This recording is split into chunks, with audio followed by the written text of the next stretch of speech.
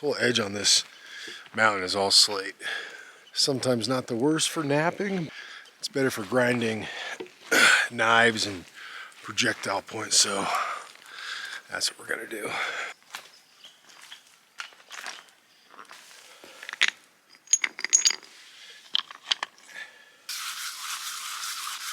Yeah, these two, that's good right there. That's abrasive. That one's good, that's like sandstone. When it comes to grinding slate, ideally you want some form of water in a stream, a little bowl. You don't need a lot, and you want a couple coarse stones between this guy here and a couple of these other ones, almost like a sandpaper, to grind any one of these pieces of slate into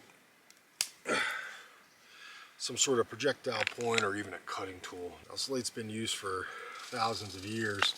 In a pinch, it's not a bad little thing. So you can kind of see as I'm going through these pieces, the thinner the slate, the more likely it's going to break. So even before I start working it, I give it a couple squeezes, and what I'm really looking to do is just see how strong it is. If it's real fragile, it's going to break in my hands. Doesn't mean I can't use it for some sort of small projectile point, but the probability of it breaking is pretty high. Something like this, that's thick.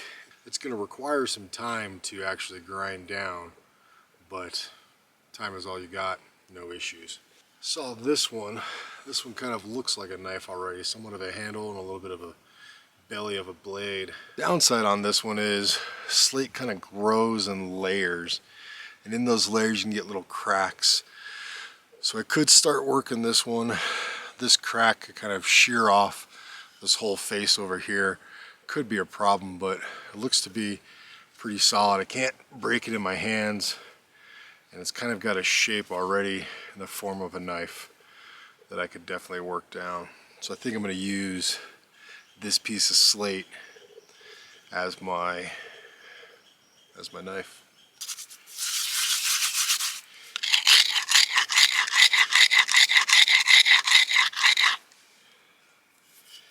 Oh yeah, it's going to work nicely. Now just, this is all grinding.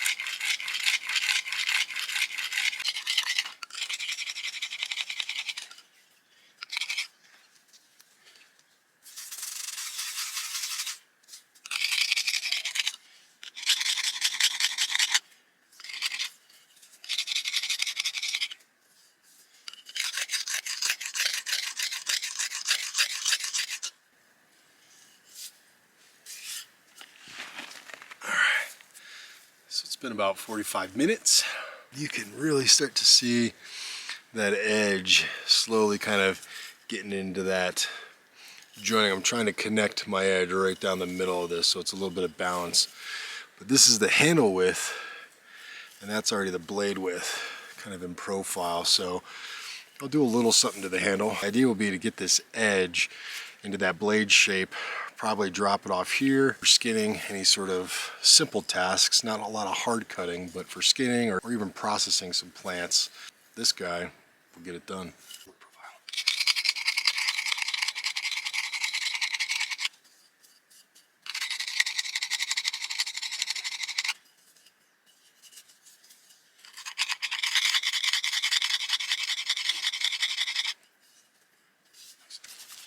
I kind of found this spot right here that's been my sweet spot.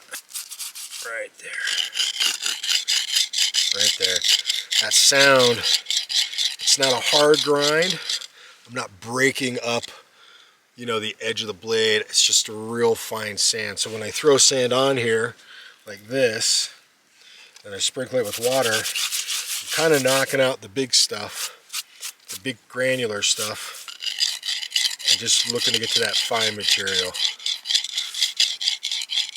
And just keep grinding. Work it. I'm always looking. Just want to make sure that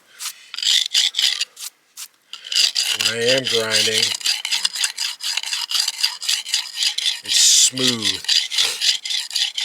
Universal sound means a universal grind and a universal edge.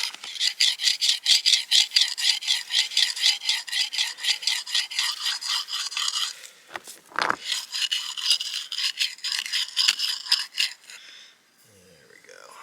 That's looking good.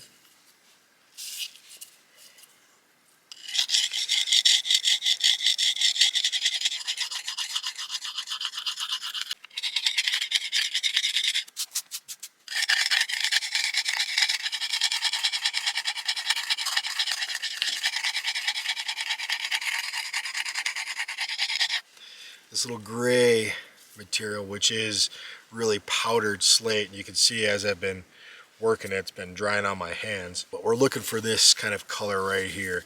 That means I actually have material being removed off the blade.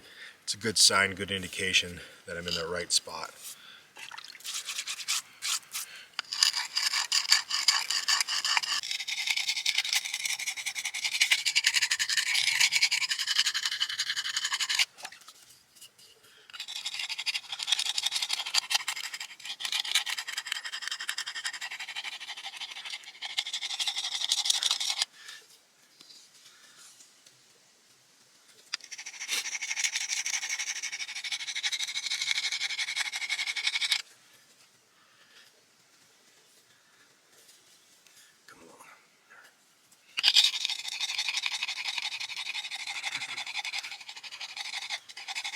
Blade's coming along, and I've got just about like half a centimeter left until I'm really working on the edge. But I'm going to kind of transition to this back and just kind of round it out. The edge isn't too bad. I just want to make it a little bit more smoother, and I'm just going to use a little hand stone, really.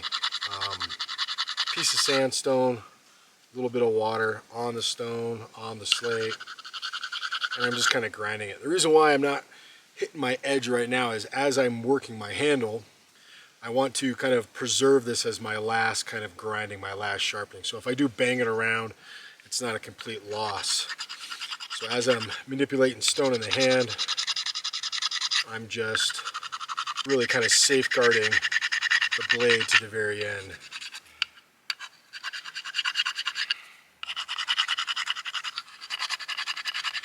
And you can see a little bit closer on that edge right through there.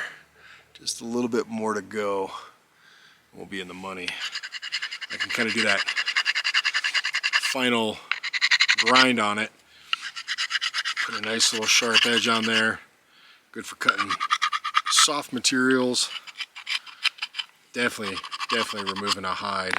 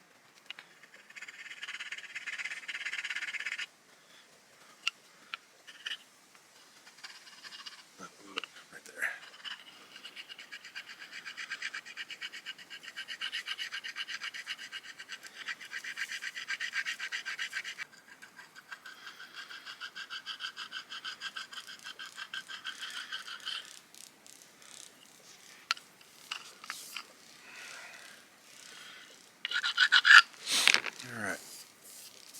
The blade looks good. I'm not worried about all these little natural just kind of spots in this slate, because that's going to get wrapped up by the handle. And I mean, tools, not trophies, right? Get a leather wrap out of my pack. We'll wrap the handle up. Put a little fat on there. Get it nice and shiny.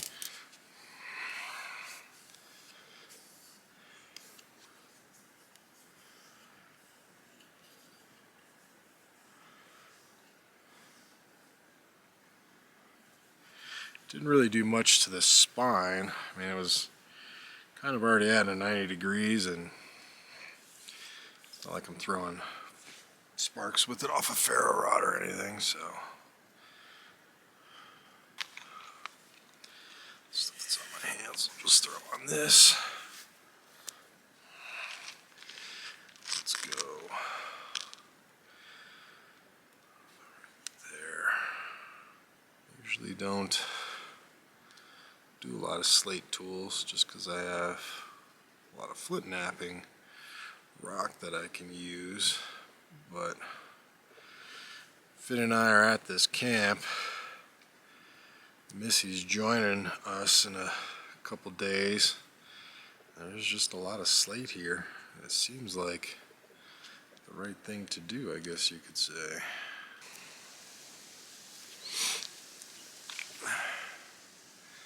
That